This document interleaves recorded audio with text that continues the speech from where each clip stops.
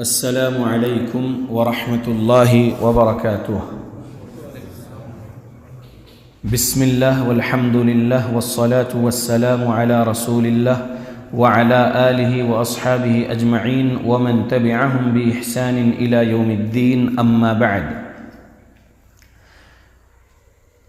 تمام قسم کی تعریفوں کا حقدار صرف اور صرف اللہ وحدہ لا شریک ہے۔ میں تعریف کرتا ہوں اس اللہ کی جس نے ساری کائنات کو 6 ایام میں بنا کر اپنے آپ کو عرش پہ مستوی کیا، اور اس اللہ کا عرش 7 آسمانوں کے اوپر ہے۔ پڑھتا ہوں میں درود، اور آپ سب بھی پڑھیں درود اللہ کے آخری نبی آخری رسول محمد صلی اللہ علیہ وسلم پر، جس رحمت للعالمین پر درود پڑھنے کا حکم دیا ہے اللہ رب العالمین نے۔ اللہم صلی علی محمد وعلی آل محمد کما صلیت علی ابراہیم وعلی آل ابراہیم انک حمید مجید۔ اللہم بارک علی محمد وعلی آل محمد کما بارکت علی ابراہیم وعلی آل ابراہیم انک حمید مجید۔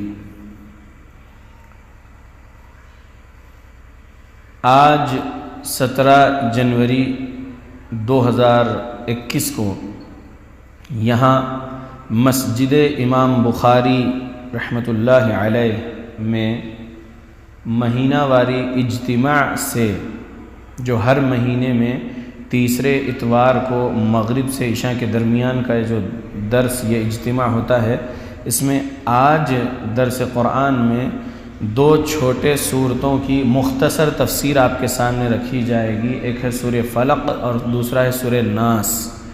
بہت غور سے سنیے سورہ فلق اور سورہ ناس کی مختصر تفسیر۔ آدھا گھنٹہ یا 35 منٹ جو کچھ بھی وقت میں ہم یہ تفسیر مکمل کر پائیں گے، مختصر تفسیر۔ تو یہ تفسیر کے بعد جو سوال جواب کریں گے، درس میں سنائی گئی دلیلوں کے بارے میں جو سوال کریں گے، وہ سوال کا جواب آپ لوگوں میں سے جو کوئی بھی دیں گے تو ان کو کتاب انعام میں دی جائے گی، جیسا کہ یہاں پر پچھلے مہینوں سے چلا آ رہا ہے سلسلہ۔ تو ہم سورہ فلق اور سورہ ناس کی تفسیر شروع کر رہے ہیں۔ سب لوگ پھر سے ایک مرتبہ درود ابراہیم پڑھ لیجئے۔ اللہم صلی علی محمد وعلی آل محمد کما صلیت علی ابراہیم وعلی آل ابراہیم انک حمید مجید۔ اللہم بارک علی محمد وعلی آل محمد کما بارکت علی ابراہیم وعلی آل ابراہیم انک حمید مجید۔ امام مالک رحمۃ اللہ علیہ 93 ہجری میں پیدا ہوئے، 179 ہجری میں انتقال کر گئے۔ پیدا مدینے میں ہوئے تھے، مدینے میں ہی علم حاصل کرے قرآن اور حدیث کا۔ مسجد نبوی میں امام بنے، مدرس بنے، مسجد نبوی میں مفتی تھے وہ ان کے دور کے۔ وہاں پر لوگ آ کے ان سے کئی سوالات کرتے تھے اور علمی دلائل سیکھتے تھے قرآن اور حدیث کی، اور پھر وہ مدینے میں ہی انتقال کر گئے 179 ہجری میں، اور بقی قبرستان میں دفن ہیں امام مالک رحمۃ اللہ علیہ۔ انہوں نے موطا نام سے ایک کتاب حدیث کی لکھے، جس میں ایمانیات، اعمال صالحہ اور اخلاقیات جمع کیے احادیث نبویہ سے۔ موطا امام مالک، اس کتاب میں باب جو باندھے ہیں التعوذ والرقیہ فی المرض، حدیث نمبر 1803 میں یہ حدیث ہے کہ عائشہ صدیقہ رضی اللہ عنہا سے روایت ہے کہ رسول اللہ صلی اللہ علیہ وسلم کی طبیعت جب ناساز ہوتی تو آپ معوذتین پڑھ کر دم فرما لیا کرتے تھے۔ پیارے نبی خود معوذتین پڑھ کر خود دم کر لیتے تھے، اور جب تکلیف زیادہ ہو جاتی آپ کی تو پھر عائشہ رضی اللہ عنہا معوذات پڑھتے تھے، اور رسول اللہ صلی اللہ علیہ وسلم کے ہاتھ پر دم کرتے تھے، اور رسول اللہ صلی اللہ علیہ وسلم کا ہی ہاتھ جو ہے آپ کے جسم پر پھیرتے تھے برکت کی امید سے۔ یہ دلیل 1803 موطا امام مالک میں، اور یہ حدیث امام بخاری رحمۃ اللہ علیہ، امام مسلم رحمۃ اللہ علیہ، امام ابو داود رحمۃ اللہ علیہ، امام نسائی رحمۃ اللہ علیہ، امام ابن ماجہ رحمۃ اللہ علیہ نے بھی نقل کیے ہیں ان کی کتابوں میں۔ صحیح بخاری میں حدیث نمبر 5016 ہے، صحیح مسلم میں حدیث نمبر 2192 ہے، سنن ابو داؤد میں حدیث نمبر 3902 ہے، اور امام نسائی کی الکبریٰ میں 7544 ہے، اور امام ابن ماجہ کی حدیث کی کتاب میں حدیث نمبر 3529 ہے۔ تو یہ حدیث کئی احادیث کی کتاب میں آئی ہے۔ پیارے نبی اپنے آپ پر سورہ فلق اور سورہ ناس پڑھ کر دم کرتے تھے تکلیف دور کرنے کے لیے بیماری میں۔ تو پیارے نبی کے عمل کے مطابق ہم کو بھی جب کبھی تکلیف ہو تو ہم سورہ فلق اور سورہ ناس پڑھ کر اپنے آپ پر دم کر لیا کریں، اپنے بچوں پر دم کر لیا کریں۔ سورہ فلق پڑھ کر سنا رہا ہوں اور اس کا ترجمہ بھی۔ اعوذ باللہ من الشیطان الرجیم، بسم اللہ الرحمن الرحیم۔ قل اعوذ برب الفلق من شر ما خلق ومن شر غاسق اذا وقب ومن شر النفاثات في العقد ومن شر حاسد اذا حسد۔ ترجمہ، اے نبی کہہ دیجئے کہ میں صبح کے رب کی پناہ میں آتا ہوں ہر اس چیز کے شر سے جو اس نے پیدا کیا ہے، اور اندھیری رات کے شر سے جب وہ چھا جاتی ہے، اور گرہوں میں پھونکے مارنے والیوں کے شر سے، اور حسد کرنے والے کے شر سے جب وہ حسد کرے۔ کس کی پناہ مانگ رہے ہیں ہم؟ یہ سورہ پڑھ کر اس رب کی پناہ مانگ رہے ہیں جو صبح کا رب ہے۔ فلق یعنی اندھیرے کو کاٹ کر روشنی لاتا ہے، صبح کا رب۔ فلق مفسرین نے سمجھائے ہیں کہ دانے کو اور گٹھلی کو پھاڑ کر اس میں سے پودا اگانے والا رب۔ فلق کا معنی مفسرین نے سمجھائے ہیں رات کے اندھیرے کو پھاڑ کر صبح لانے والا رب، گٹھلی اور دانے کو پھاڑ کر اس میں سے پودا اگانے والا، اناج اگانے والا رب۔ اس رب کی ہم پناہ مانگتے ہیں۔ رب اللہ کی صفت ہے، اللہ کا ذاتی نام اللہ ہے، اور اللہ کے صفاتی نام 99 جو ہم حدیث کی کتاب سے جان رہے ہیں، تو اس میں ایک صفت رب ہے۔ رب یعنی پالنے والا، رب یعنی جہانوں کو پالنے والا، ٹھیک ہے۔ کون ہے ہمارا رب؟ ربی اللہ۔ قبر میں سوال کیا جائے گا، پوچھیں گے منکر نکیر کہ من رب کا، بتاؤ تمہارا رب کون؟ تو کیا جواب دینا رہے گا؟ ربی اللہ، میرا رب اللہ ہے۔ تو دنیا میں موت آنے تک بندہ اللہ رب العالمین کی فرما برداری میں زندگی گزارے گا، اللہ کی ذات اور صفات اور عبادات میں شرک نہیں کرے گا، تو قبر میں منکر نکیر کے سوال کے جواب میں کہہ سکے گا کہ میرا رب اللہ ہے۔ اللہ ہم سب پر رحم کرے، آمین۔ تو قل، اللہ بول رہے ہیں کہہ دیجئے، کہیے، اعوذ، میں پناہ مانگتا ہوں، برب الفلق، فلق کے رب کی میں پناہ میں آنا چاہتا ہوں، پناہ مانگتا ہوں۔ فلق کا آپ کے سامنے تفسیر مختصر کر دی گئی۔ کس کے شر سے پناہ؟ من شر ما خلق، من شر ما خلق، اللہ آپ نے جو کچھ پیدا کیا ہے وہ تمام مخلوقات کے شر سے میں آپ کی پناہ مانگتا ہوں۔ وَمِن شَرِّ غَاسِقٍ إِذَا وَقَبَ، اور اندھیری رات کے شر سے جب وہ چھا جائے۔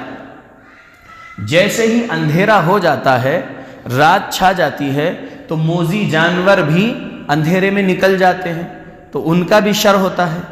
اور شیطان صفت انسان لوگ، ڈاکو لوگ اور درندے قسم کے گناہ کرنے والے شیطان صفت انسان لوگ نکل جاتے ہیں لوٹ مار کرنے اور نقصان پہنچانے، قتل کرنے وغیرہ اندھیری رات میں۔ اسی طریقے سے جن شیاطین ہو، جن مومن جو ہے وہ کبھی انسانوں کو تکلیف نہیں دیتے، سورہ جن سورہ 72 آیت نمبر 14 کے مطابق۔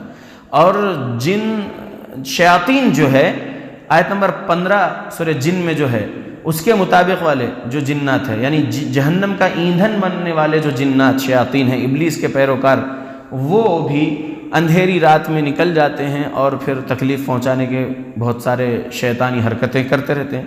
تو رات کا اندھیرا جب چھا جاتا ہے تو شر جو اس اندھیری رات میں اللہ کے مخلوقات کرتے ہیں، تو ہم کیا اللہ سے بول رہے ہیں کہ ہم آپ کی پناہ مانگتے ہیں رات کے شر سے جب وہ چھا جائے، اس کا اندھیرا چھا جائے۔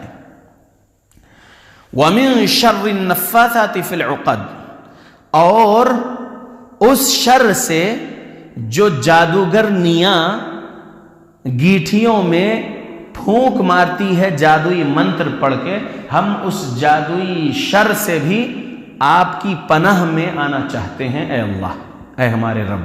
اللہ سے آپ بول رہے ہیں وَمِن شَرِّ النَّفَّاثَاتِ فِي الْعُقَدِ، نفاثاتی فی العقد مطلب گیٹھیوں میں، عقد یعنی گیٹھی، نفاثات یعنی پھونک مارنا، گیٹھیوں میں پھونک مارنے والیوں کے شر سے بھی ہم آپ کی پناہ میں آنا چاہتے ہیں اے ہمارے رب اللہ۔ وَمِن شَرِّ حَاسِدٍ إِذَا حَسَدَ، اور ہم حاسد کے شر سے جب وہ حسد کرے ہم آپ کی پناہ میں آنا چاہتے ہیں اے ہمارے رب اللہ۔ ہم یہ بول رہے ہیں۔ تو پہلی بات جو بولے من شر ما خلق، آپ کی تمام مخلوقات کے شر سے ہم آپ کی پناہ میں آنا چاہتے ہیں، تو یہ عام بات آپ پہلے بولے اللہ سے۔ اس کے بعد آپ خاص بات بولے رات کے اندھیرے میں ہونے والے شر سے، جبکہ اس کا اندھیرا چھا جائے ہم اس شر سے آپ کی پناہ میں آنا چاہتے ہیں، اور جادوگرنیوں کے جادو سے ہم آپ کی پناہ میں آنا چاہتے ہیں، حسد کرنے والے حاسد کے حسد سے ہم آپ کی پناہ میں آنا چاہتے ہیں۔ تو پہلے آپ بولے عام مخلوقات کے شر سے آپ کی پناہ میں ہم آنا چاہتے ہیں، پھر آپ نے تین خاص باتیں بھی اللہ کے سامنے سنائے کہ ہم یہ خاص قسم کے شر سے بھی آپ کی پناہ میں آنا چاہتے ہیں اے ہمارے رب اللہ۔ سمجھ رہے؟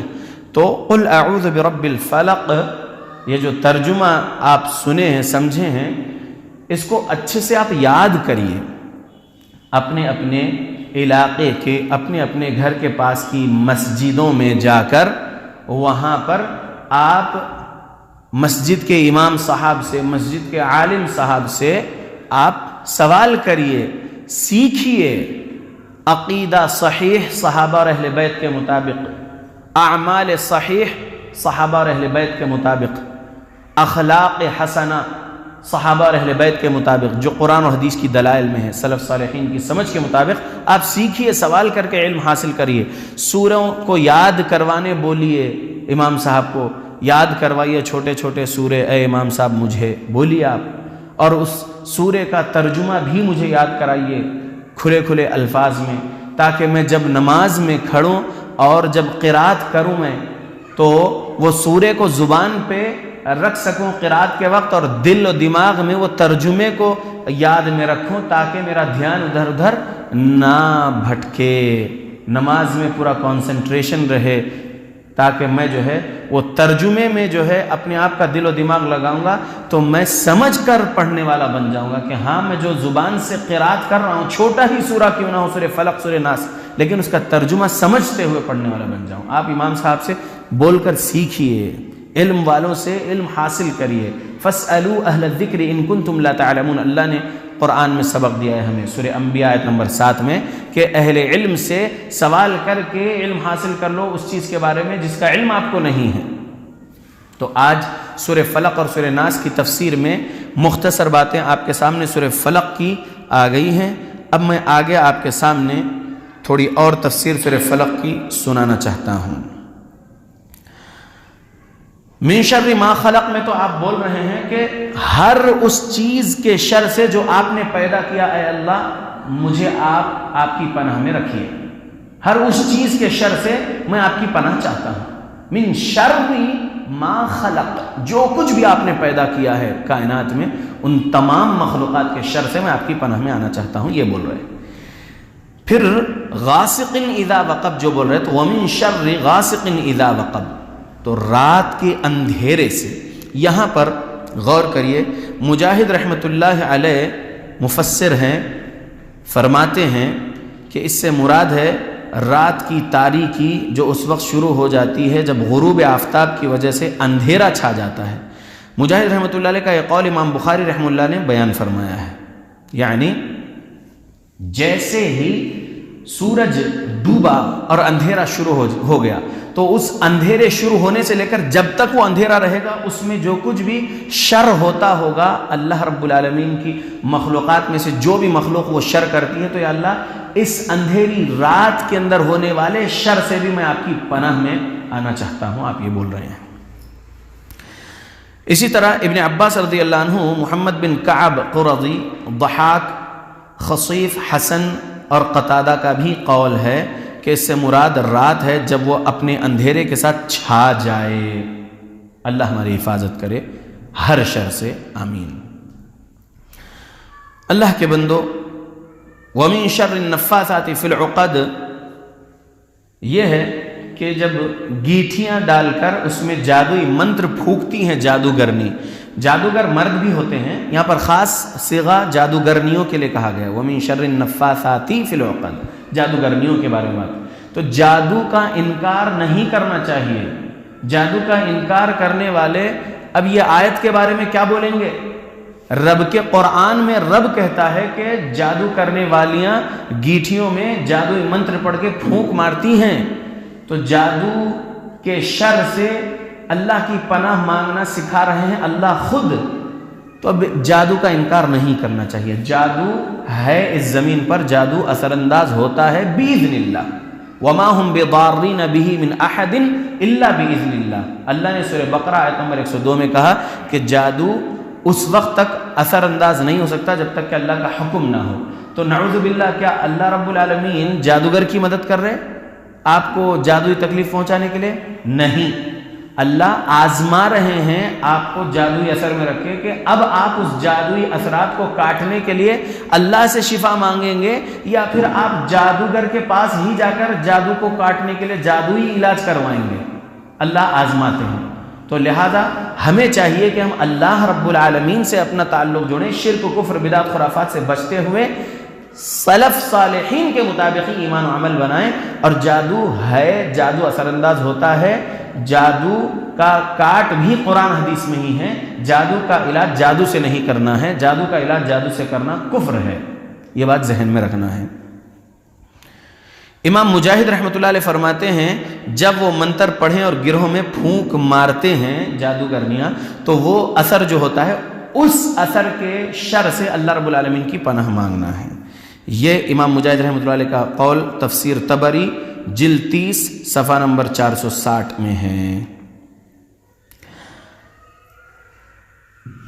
ایک روایت میں ہے جبرائیل علیہ السلام نبی صلی اللہ علیہ وسلم کی خدمت میں حاضر ہو کر عرض کرنے لگے، اے محمد صلی اللہ علیہ وسلم، آپ کی طبیعت ناساز ہے کیا؟ پیارے نبی نے کہا نعم، ہاں. تو جبرائیل نے یہ پڑھ کر آپ پر دم کیا، بسم اللہ ارقیک من کل داء یؤذیک ومن شر کل حاسد وعین اللہ یشفیک. ترجمہ، اللہ کے نام سے میں آپ کو ہر اس بیماری سے دم کرتا ہوں جو آپ کو تکلیف دے، ہر حسد کرنے والے کے شر اور ہر بری نظر سے بھی آپ کو دم کرتا ہوں، اللہ تعالیٰ آپ کو شفا عطا فرمائے. یہ دلیل صحیح مسلم میں حدیث نمبر 2186 ہے. امام مسلم رحمۃ اللہ علیہ نے کتاب السلام باب الطب والمرض والرقا میں یہ حدیث نقل کیے ہیں. تو معلوم کیا ہوا اس حدیث سے؟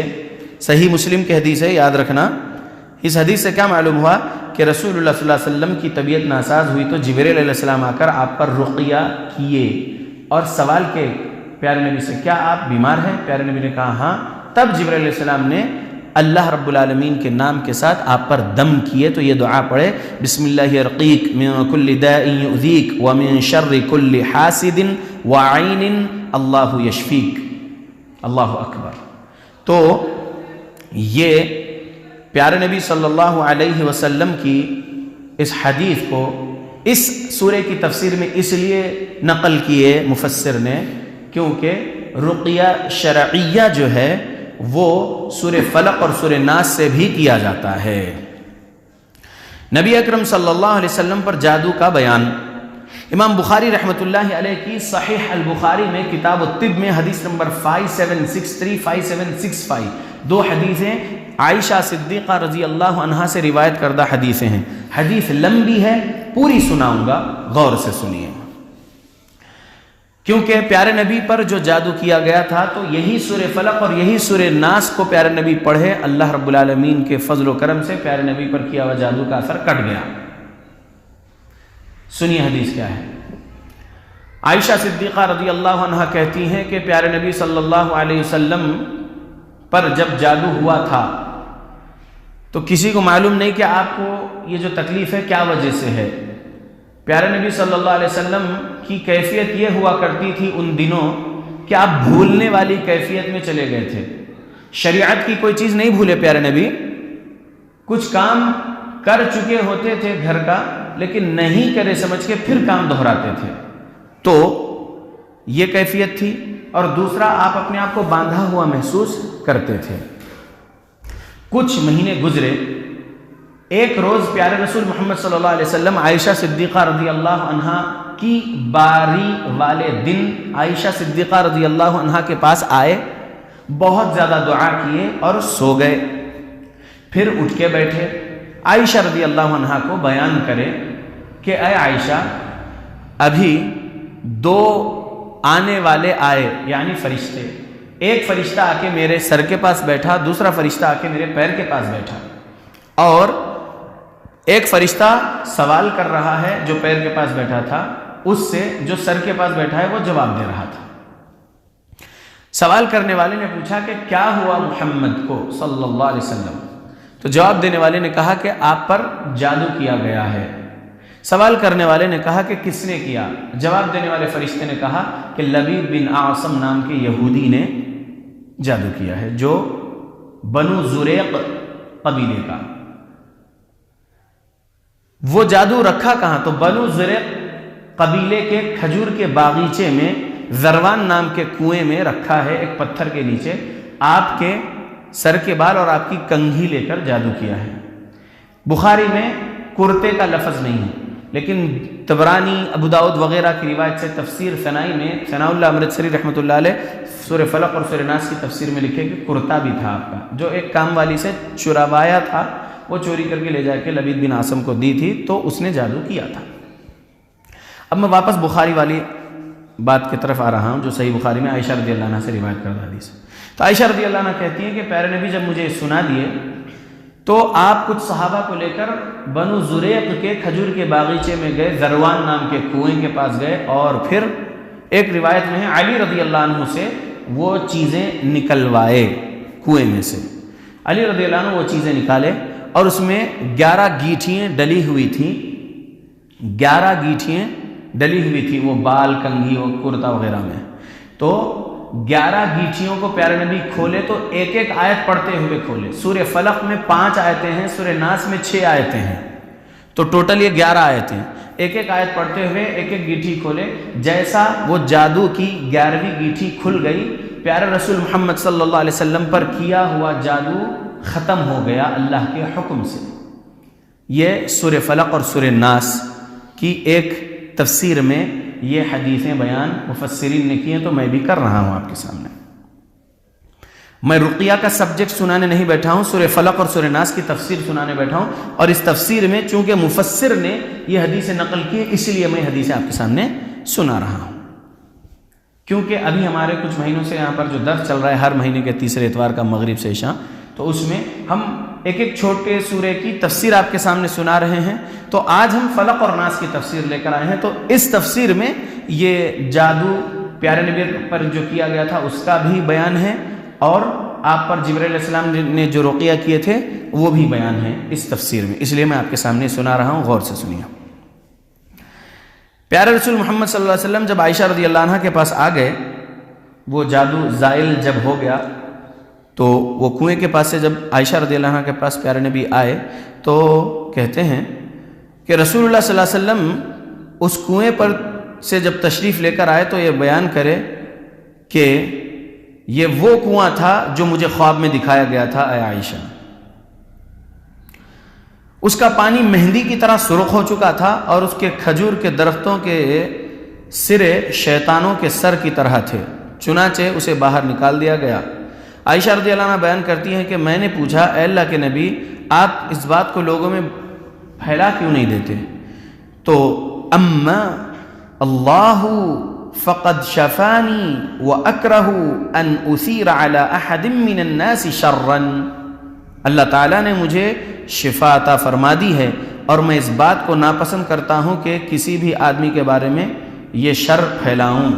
اب چونکہ لبید بن عاصم نے کیا تھا تو اس کے بارے میں پیارے نبی صلی اللہ علیہ وسلم یہ بات عام نہیں کرنا چاہ رہے تھے لوگوں میں، اس لیے اس وقت پیارے نبی عام نہیں کرے، بس جادو کا اثر ختم ہو گیا نا تو عائشہ رضی اللہ عنہ کو بیان کر دیے۔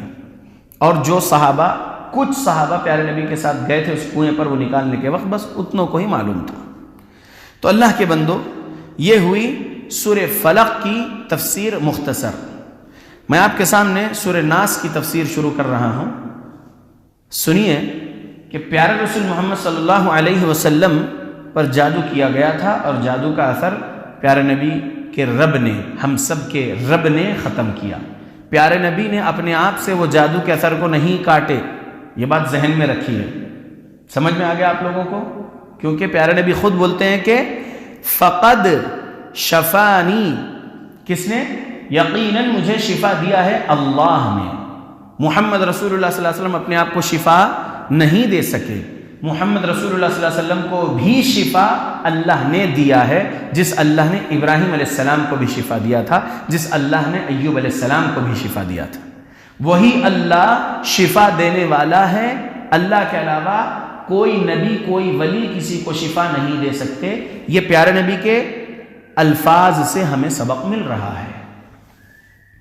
اللہ کے بندو، قل اعوذ برب الناس، اس بارے میں بھی ذرا دھیان لگا کر سنیے، کیونکہ سوال جو کیا جائے گا تو آپ لوگ جواب آسانی سے دے سکنا انشاءاللہ۔ دھیان لگائیے۔ بسم اللہ الرحمن الرحیم، قل اعوذ برب الناس، کہیے اے نبی، اعوذ میں پناہ مانگتا ہوں، برب الناس انسانوں کے رب کی، ملک الناس انسانوں کے مالک کی یا انسانوں کے بادشاہ کی، الہ الناس انسانوں کے معبود کی۔ تین صفات اللہ کے یہاں پر ہے۔ قل اعوذ برب الفلق میں صرف ایک صفت ہم بولے، اعوذ برب الفلق، ہم فلق کے رب کی پناہ مانگتے ہیں، فلق کے رب کی پناہ میں آنا چاہتے ہیں۔ وہاں پر صرف رب بولے سورہ فلق میں، یہاں پر تین صفات اللہ رب العالمین کی بول رہے ہیں۔ اعوذ میں پناہ مانگتا ہوں، برب الناس انسانوں کے رب کی، ملک الناس انسانوں کے بادشاہ کی پناہ میں آنا چاہتا ہوں، الہ الناس انسانوں کے معبود کی پناہ میں آنا چاہتا ہوں۔ تین ایٹریبیوٹس آپ بول رہے ہیں یہاں پر اس سورے میں، اللہ رب العالمین کے تین ایٹریبیوٹس کا حوالہ دے کر اللہ سے آپ اللہ کی پناہ مانگ رہے ہیں۔ کون سے تین صفات کا حوالہ سنا رہے ہیں آپ اللہ کو اللہ کی پناہ مانگنے کے لیے؟ رب الناس، ملک الناس، الہ الناس۔ سمجھ میں آ گیا؟ رب پالنہار جہانوں کا صرف اللہ ہے، ملک الناس مالک بادشاہ جہانوں کا صرف اللہ ہے، الہ الناس معبود برحق جہانوں کا صرف اللہ ہے۔ الہ ورڈ سمجھانا چاہتا ہوں، کیونکہ الہ ورڈ اگر سمجھ جائیں گے مسلمان تو شرک بدعت خرافات سے بچ جائیں گے انشاءاللہ۔ الہ ورڈ سمجھے، الہ ورڈ، لا الہ الا اللہ بول رہے ہیں آپ کے کلمہ توحید میں، آپ لوگ بول رہے نا، تو ترجمہ کریے، وٹ ٹو وٹ ترجمہ کریے، آپ کریے وٹ ٹو وٹ بولیے، عربی بھی بولیے، اس کا اردو بولیے۔ لا نہیں، الہ معبود، الا اللہ سوائے اللہ، یہ وٹ ٹو وٹ ترجمہ ہوا۔ تو اس میں الہ کے لیے آپ کیا ترجمہ بولیں؟ الہ کا ترجمہ الہ الہ کا ترجمہ کیا بولیں؟ الہ معبود معبود. معبود کون کون معبود ہے؟ غور کریے. نصارہ عیسیٰ علیہ السلام کو معبود بنائے ہیں یا نہیں بنائے ہیں؟ معبود مطلب جس کی عبادت کی جاتی ہے. معبود مطلب جس کی عبادت کی جاتی ہے. تو عیسیٰ علیہ السلام کو نصرانی لوگ معبود بنائے ہیں نا.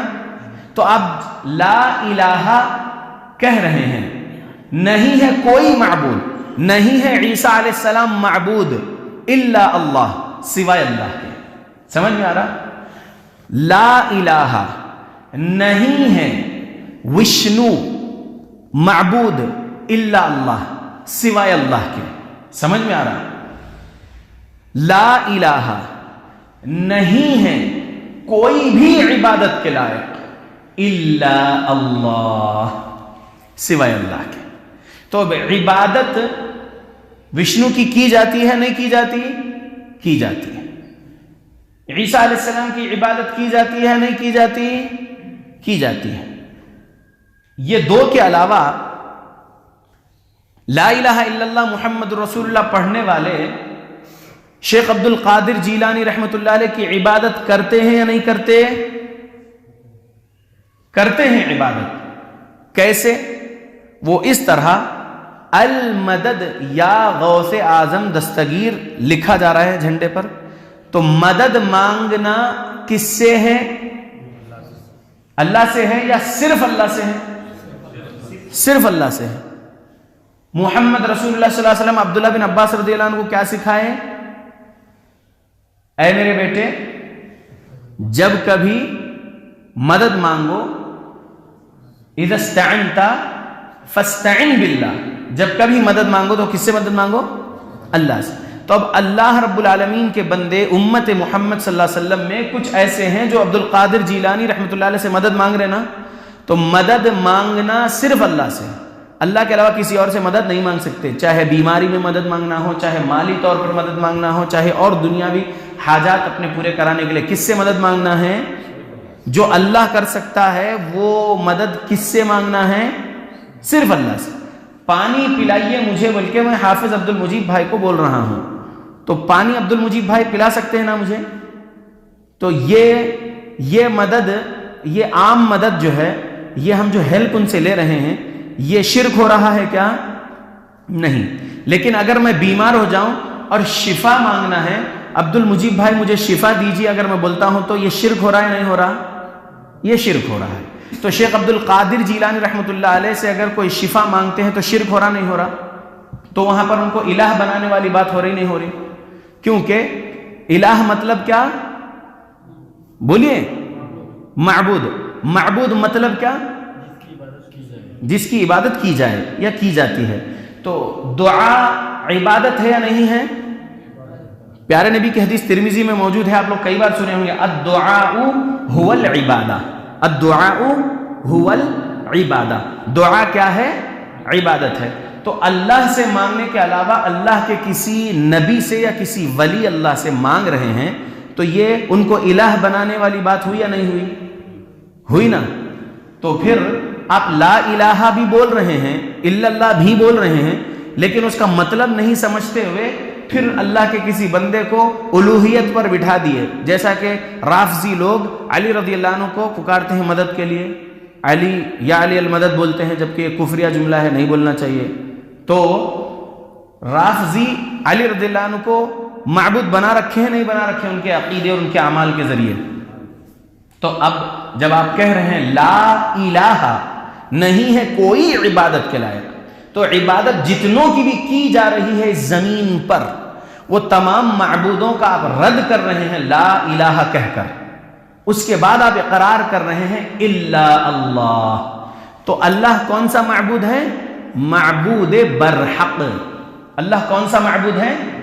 معبود برحق. اس کے علاوہ کسی کی عبادت کرنا ہی نہیں ہے.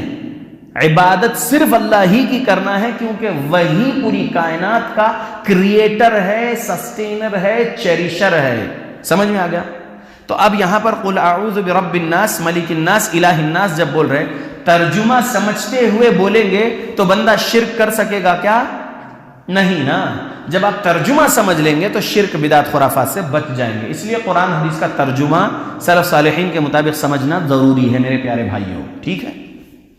تو آپ جب اس سورے کے ذریعے سے اللہ کی پناہ مانگ رہے ہیں مخلوقات کے شر سے بچنے کے لیے، تو اس میں کتنے صفات اللہ کے آپ بول رہے ہیں؟ کتنے صفات کے وسیلے سے آپ اللہ رب العالمین کا پناہ مانگ رہے ہیں؟ 3 صفات کے وسیلے سے اللہ کی پناہ آپ مانگ رہے ہیں تمام مخلوقات کے شر سے بچنے کے لیے. وہ 3 صفات کون سی ہے؟ رب، ملک، الہ. رب اللہ ہے، ملک یعنی بادشاہ کائنات کا اللہ ہے، الہ یعنی معبود برحق صرف اللہ ہے. 3 صفات کے واسطے وسیلے سے آپ اللہ رب العالمین سے بول رہے کہ میں آپ کی پناہ میں آنا چاہتا ہوں آپ کے مخلوقات کے شر سے. اب آگے سنیے کس کے شر سے آپ اللہ کی پناہ مانگ رہے اس سورے میں، سورہ ناس میں؟ من شر الوسواس الخناس. کس کے؟ وسوسہ ڈالنے والے کے شر سے، جو وسوسہ ڈال کر پیچھے ہٹ جاتا ہے. کون ہے خناس؟ کون ہے الوسواس؟ من شر الوسواس الخناس جب بول رہے وسواس الخناس کے شر سے میں آپ کی پناہ مانگتا ہوں، تو کون ہے وہ؟ ہمارے جسم کے اندر ہے. 2814 نمبر کی حدیث صحیح مسلم میں ہے. پیارے رسول محمد صلی اللہ علیہ وسلم فرمائے قد وکل اللہ قرینہ من الجن، یقیناً موکل کر رکھا ہے اللہ نے ایک قرین جنوں میں سے تمہارے ساتھ. وَإِيَّاكَ یا رسول اللہ، اے اللہ کے رسول کیا آپ کے ساتھ بھی وہ جن ہیں؟ قرینہ من الجن. پیارے نبی نے کہا وَإِيَّايَ، ہاں میرے ساتھ بھی ہے، لیکن اللہ نے میری مدد کیا ہے اس پر، وہ اسلام قبول کر چکا ہے، وہ مجھے برائی کے طرف وسوسہ نہیں کرتا ہے. یہ خاص کس کے لیے تھا؟ محمد الرسول اللہ صلی اللہ علیہ وسلم کے لیے خاص. اب ہم امت محمد ہیں، ہے نا، ہم امتی ہیں نا محمد رسول اللہ صلی اللہ علیہ وسلم کے. تو ہم امتیوں کے اندر جو قرینہ من الجن ہے وہ وسوسے ڈالتا ہے. کہاں ڈالتا ہے وسوسے؟ الذی، جو وہ ہے وسوسے ڈالنے والا، یوسوسو فی صدور الناس، وسوسہ ڈالتا ہے انسانوں کے سینوں میں. صدر یعنی صاد دال را، صدر، صدر یعنی سینہ، صدور یعنی سینے. انسانوں کے سینوں میں جو وسوسے آتے ہیں وہ وسوسے کون ڈالتے ہیں؟ من الجنۃ والناس. جو جن قرینہ من الجن ہمارے اندر ہے، جو جن شیطان وسوسے ڈالنے والا، وہ بھی ہمارے سینے میں وسوسہ ڈال رہا ہے. اور انسانوں میں سے بھی کچھ لوگ ہوتے ہیں جو وسوسہ ڈالتے ہیں. مثال کے طور پہ کوئی چیخ پکار کرتے ہوئے تقریر کرنے والے اگر کچھ بھی چیخ پکار کر کے تقریر کر رہے ہیں اور قوم کو شرک بدعت خرافات سکھا رہے ہیں، قرآن کی آیت پڑھ رہے، حدیث رسول پڑھ رہے، لیکن اس کا مطلب سلف صالحین کے مطابق نہیں سمجھا رہے، بلکہ صوفی ازم کے مطابق شرک بدعت خرافات سکھا رہے لوگوں کو. اور ایک ویڈیو میں بول رہے ہیں کہ جو ہے نماز پڑھنے والا گمراہ ہو سکتا، روزہ رکھنے والا گمراہ ہو سکتا، لیکن درگاہ کو جانے والا گمراہ نہیں ہو سکتا، ایسا بول رہے. تو اب یہ وسوسہ ڈالنا ہوا نہیں ہوا؟ تو کون وسوسہ ڈال رہی ہے؟ من الجنۃ والناس. جو سینوں میں وسوسہ ڈالنے والا جن ہے وہ تو ڈال رہا ہے، لیکن والناس میں سے ایسے ہی ناس ہے، والناس میں سے یہ ایسے ہی انسان لوگ ہیں جو وسوسہ ڈال رہے لوگوں کے دلوں میں اور گمراہ کر رہے ہیں، گمراہ کر رہے ہیں. مثال کے طور پہ ایک وسوسہ ایک مفتی صاحب ڈالے، اللہ ہر جگہ ہے بولنے والے مفتی صاحب بول رہے ہیں کہ جو ہے ہم آیت پڑھ کے سناتے آپ کو اللہ کے قرآن کی، سورہ بقرہ آیت نمبر 115. اللہ نے کہا اینما تولو فثم وجہ اللہ، تم جہاں کہیں اپنا رخ کرو وہاں اللہ کا چہرہ ہے. دیکھو ہم دلیل دے دی، اللہ ہر جگہ ہے بولنے والی دلیل ہم قرآن سے دے دیے. اب یہ وسوسہ ڈال دیے نہیں ڈال دیے؟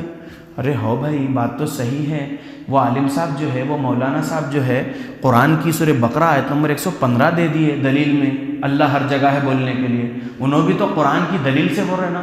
اینما تولو، تم جہاں کہیں بھی اپنا رخ کرو، فثم وجہ اللہ، وہاں اللہ کا چہرہ ہے۔ تو یہ تو جس بھی ترجمے میں پڑھ لو، چاہے کسی بھی فرقے کے ترجمے میں پڑھ لو، سورہ بقرہ آیت نمبر 115 میں وہی ترجمہ ہے، تم جہاں کہیں اپنا رخ کرو وہاں اللہ کا چہرہ ہے۔ تو اب یہ تو ثابت ہو گیا کہ اللہ از ایوری ویئر، اللہ ہر جگہ ہے، نعوذ باللہ۔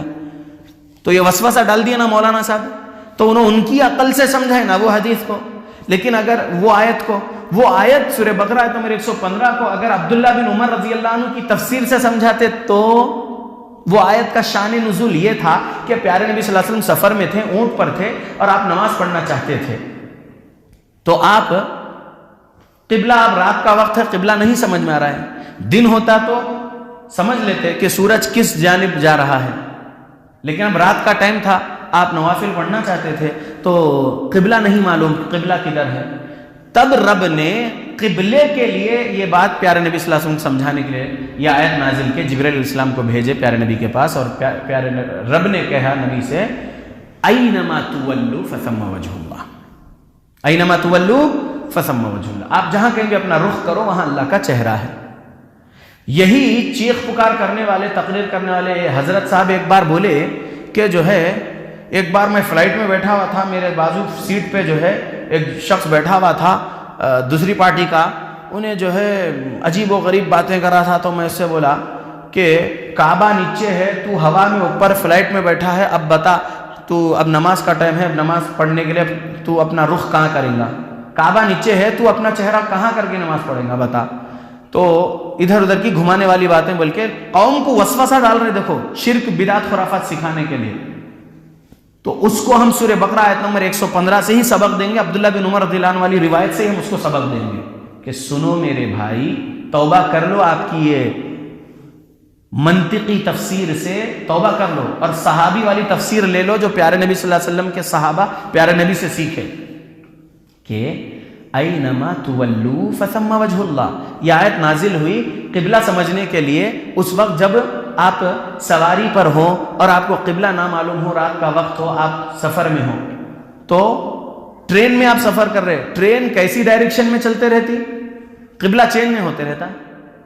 تو اب آپ کی سیٹ جو ہے، جو بھی آپ کی سیٹ ہے ٹرین میں، نماز تو آپ کو پڑھنا ہے، نماز چھوڑنا نہیں ہے، نماز فرض ہے، نماز کا چھوڑنا شرک بدعت، شرک کفر ہو جاتا، لہذا نماز تو پڑھنا ہے، آپ پڑھیں گے۔ تو یہ آیت کے مطابق جہاں آپ اپنا رخ کرو وہاں پر رب کا چہرہ ہے، مطلب یہ کہ رب کا چہرہ ادھر نہیں ہے جہاں آپ فیس کر رہے ہیں، نعوذ باللہ آپ کے روڈ سے چل رہے، رائٹ میں مندر دکھ رہی، لیفٹ میں گرودوارہ دکھ رہا، تھوڑی دور کے بعد جو ہے شراب کی دکان دکھ رہی، پھر تھوڑی دور کے بعد جو ہے چرچ دکھ رہا، تو جہاں آپ کا رخ آپ کر رہے ہیں، نعوذ باللہ کیا وہاں پر اللہ کا چہرہ ہے؟ نہیں نا۔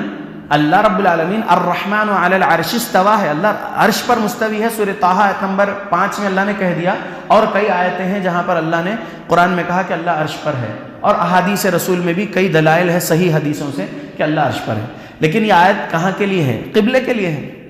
تو اب فلائٹ میں بیٹھو، کعبہ نیچے ہے، لیکن آپ جس سیٹ پر آپ بیٹھے ہیں بس آپ نماز پڑھ رہے ہیں، آپ کو نماز پڑھنا ہے، آپ نماز نہیں چھوڑ سکتے۔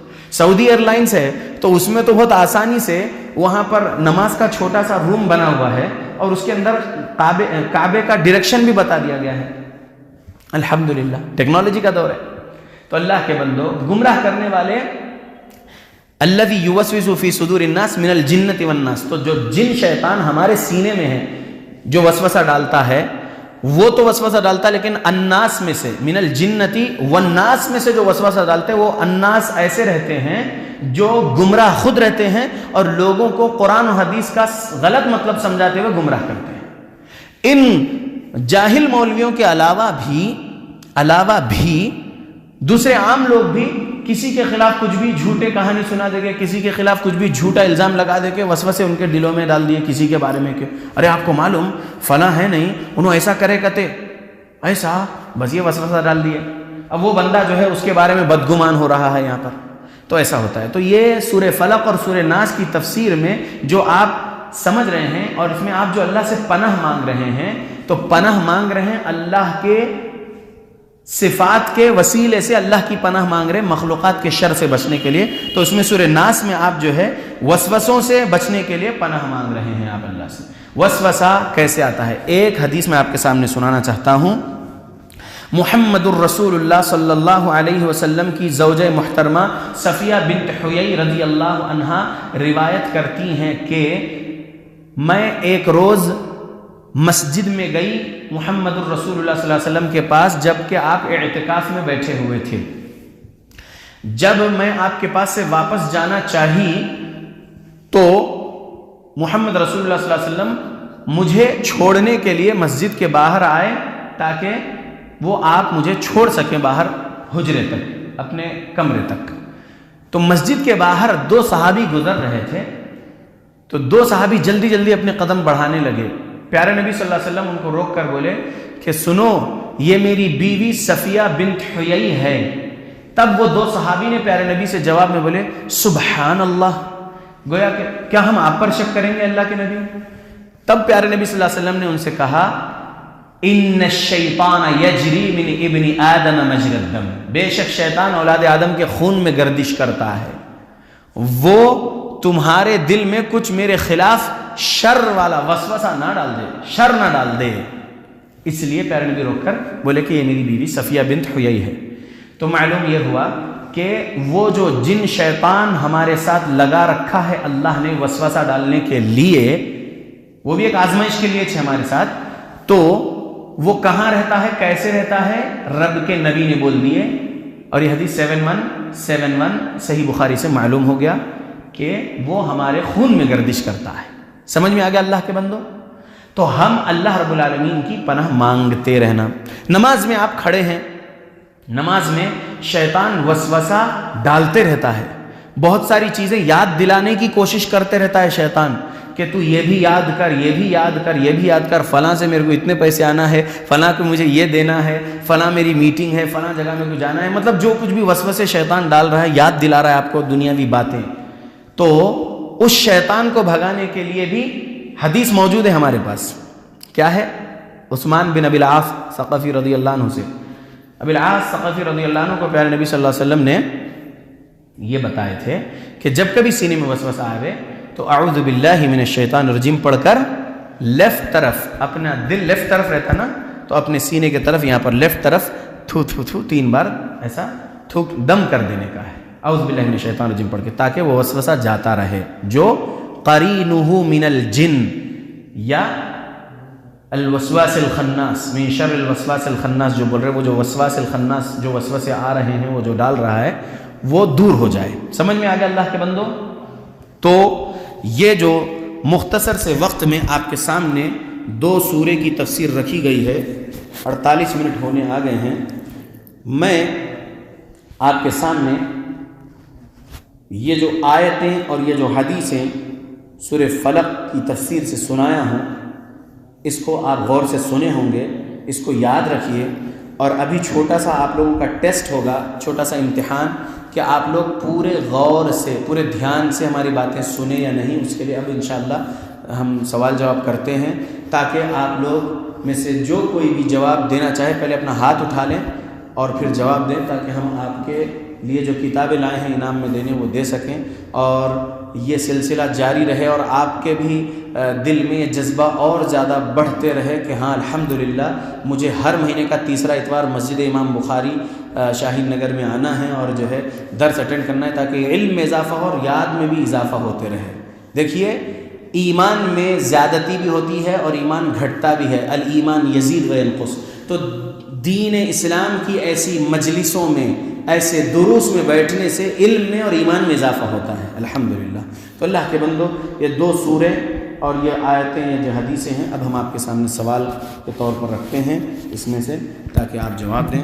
میں اللہ سے دعا کرتا ہوں کہ اللہ ہم کو زیادہ سے زیادہ قرآن اور حدیث پڑھنے کی توفیق دے، زیادہ سے زیادہ قرآن اور حدیث کی تفسیر کو سلف صالحین کے مطابق سمجھ کر عمل کرنے کی توفیق دے ہماری موت تک، اور اس کی تبلیغ کرنے کی بھی اللہ ہمیں توفیق دے ہماری موت تک۔ آمین